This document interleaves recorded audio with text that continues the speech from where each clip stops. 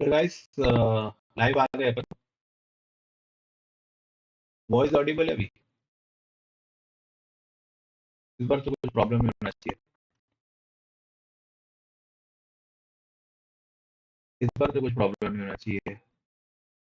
एक बार voice Audible हो गया था, बट लेकिन स्क्रीन फ्रीज हो गया था।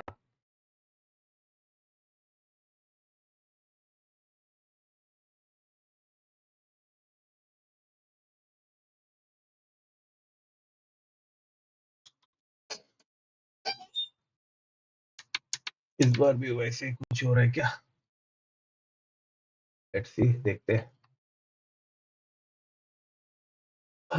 मार्केट तो गैप डाउन तो है, बट लेकिन कंटिन्यू वन वे अप जा रहा है।